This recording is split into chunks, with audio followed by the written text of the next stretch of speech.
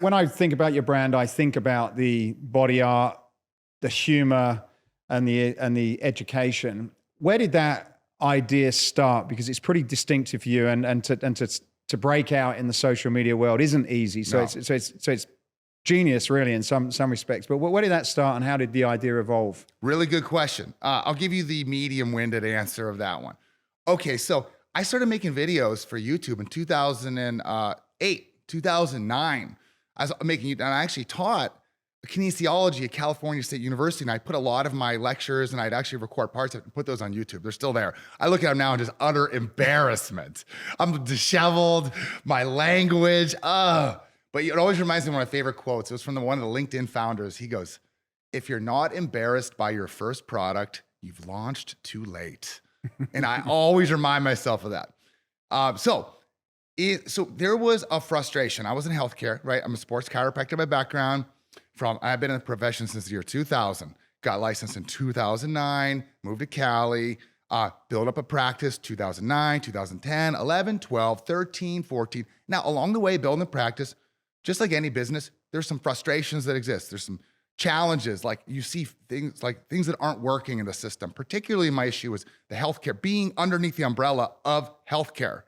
Like I existed because I built insurance, I did personal injury cases. Like I was under that umbrella. I did take cash, but I saw problems that existed within that. Primarily because I would see somebody that came in and like back pain, and then I'm like, let's say they were severe pain, they want to play basketball again, but there'd be pitfalls that they didn't know existed where I would lose them in their care. I'd lose them. There'd be issues with copay, there'd be issues with insurance verification, them going on vacation.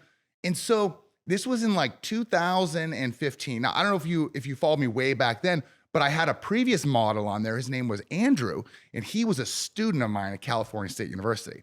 He was a teacher's assistant and an intern. And so I trained him, and we had a good dynamic on film. And I forget how it all started, but I remember we decided we were going to start making some Instagram videos. This was 2000 and end of 14. We're going to start making some only 15-second videos were allowed at the time. And what do I know how to do? I'm like, okay, I know my strengths. I got charisma and I have humor. I got those things. I think my good looks too, but that's, questionable. But I got those. And so I felt confident with my knowledge too. There's a Lady Gaga quote. They go to her, they ask her, Howard Stern goes, how do you know, like, when do you know to take the leap? Like, when do you know, like, when are somebody ready to take the leap? And she goes, when you have the nerve. And I remember that because I look back, I'm like, I had the nerve. And so I just made a video and it was like 15 seconds. It was me teaching and Andrew modeling. And I don't even know what was over. It was like pelvic tilts or something. And I pointed and it did well. And it gave me some energy. Now, not too much though. Remember, I still had a practice at the time. So I had a practice and I started making videos. About 6 months into this, there's growth. We're growing on social, but I still don't see a future with it. It's just fun. But something happened about 5-6 months in. One of my videos, it was this stretch. It's crazy. It was the QL stretch. I call it the greatest QL stretch in the world. I'm not going to ever say I invented anything, but I'd never seen anybody else teach this stretch. It was actually so powerful a stretch. My whole logo of my business, Cali Spine, was a graphic of that stretch. So it just so happened that this stretch, I made a video on it, and a company called MMA Leach, a Facebook company, shared it. They had about 1 million followers at the time. They shared it on their page on Facebook, and it had 4 million views in like a week. And I remember going, I'm like, oh, like people, this can go big. And I remember telling the team, this is crazy. This is like one of these moments of time that I try to recreate it. And I told them, like, we're going to go online in 1 year. We'll be completely online. And I swear it was like 1 year and 4 days. It was in the journey to get there. It was unbelievable. It was just like the universe. It was God. It was energies. It was force fields. Fuck it was. But then at that point forward, then the whole mission, it became, okay, now on the back end, see patients 40 hours a week, then build a website after that. Okay, what's our product going to be? It's going to be a program. Build out the program. Okay, how are we going to enroll people in this thing? Try this. We tried one way, completely failed. Then we decided the webinar model, and that worked. So it was like build it and then launched it in like December or something like that. And it was like pretty flatline growth at first. And then we figured out a way to really enroll people in through webinars. And off we went to the races. I remember the first webinar, we had 40 people, one person. And first of all, I was so nervous. I slammed tequila before the webinar. I was so nervous. I had tequila coming down my face. I was so nervous. I don't drink anymore. Just drugs only for me. But we had we enrolled one person, like, what? We did it. It was just the classic story.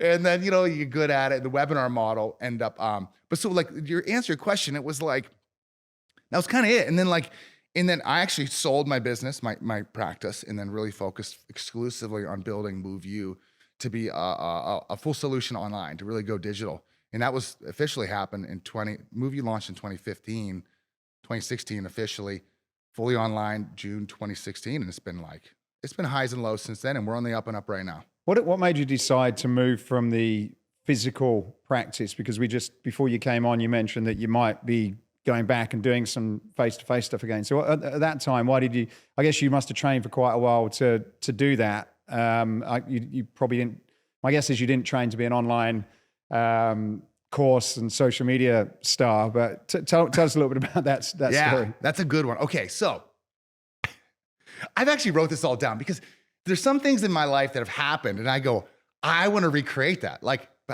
How? And I write down all the steps. What was the big boom? What led up to it? What happened afterwards? How can I recreate that one? But at the time, okay, so I didn't know I wanted to go online, but this was a year before. This is so silly. It's I was on, someone goes, hey, we're going up to Price is Right. Do you know Price is Right? Do you know the show? Game show. Yeah, game show. They go, you want to go? They go, they interview people and they choose. And when I heard that, I go, they'll pick me 100%. And so I went up there and they sure as shit picked me. And I went up on stage with I can't forget his name, Drew Carey. But afterwards, and I just remember going, I felt elated on the stage. I felt like new heights. I felt alive. But then at the time, so we have this thing where I kind of had this growing thing going, the camera, it brings something out of me. I could tell that. It brings it out of me. Now, combine that with something else. From a personal standpoint, fuck the business, fuck my mission, all that stuff. Can I swear? You can do what you want. Okay, good. I wanted more freedom in my life. I'm adventurous. I love to spearfish and take 2-3 week trips to go hunting and free diving in the ocean and go to Fiji. I'm going to New Zealand in a month for a couple weeks. But here's the thing, whenever you have a practice, if you have a practice, your only real way to scale that is you have to hire more chiropractors and PTs so then they can do the job and you can leave. I was never really good at that. I was beating myself up for a long time though, because I thought I was just failing because I saw some of my buddies really succeeding with that route. I just thought I was a failure. I go, man, why am I I'm not motivated. I'm lazy. I now know that I just wasn't in the right lane. But my point is that when I would go on these trips, let's say I was doing a spearfishing trip in Mexico for a week, which I did in 2016. 2016, I go and I met one of my best friends today. His name's Max. Max is an entrepreneur. He does this crazy outdoor lifestyle. He does whatever he wants when he wants. The cheapest part of every vacation for me is the actual cost of vacation back then. Shutting down my practice for a week was always the most expensive part of it. And so you're losing money on both ends. You're paying and you're losing. And so I just came back from that trip in 2016. It was a spearfishing trip after I met my buddy Max. And I just go, I want freedom in my life. I want, and this is 20, so I'm already growing. We're growing on social media time. I just remember thinking to myself, I want to do this for my own personal freedom. So I got my own personal freedom. Then number two, I was so boiled up with frustration over the healthcare system, them simply trying to manage people. Manage. That's the saddest word. Imagine your client comes in, as you trainers out there going, yeah, I'm this way. I'm a little overweight. He goes, let's help you manage that. Fuck management. Fix your shit. Fix your shit doesn't exist in healthcare. It's always nurture the symptoms, baby. You're just getting older. It's going to be that way. I don't believe in that for anybody. I believe that there's a way out for everybody. I believe that everybody has it in them to live a pain-free life. Everybody. I don't give a shit about your diagnosis, what you've been told, what your MRI said, what the surgeons told, how many surgeons you have. You can overcome. There's people that are in worse situations than that person that have overcome that. Why can't you? And so I had that combination of freedom of my life, want a big mission, and I felt like I had the personality to deliver it too. So I think those two things were like the big fuel for me to like those two together really fueled my like push forward with getting this baby off the ground.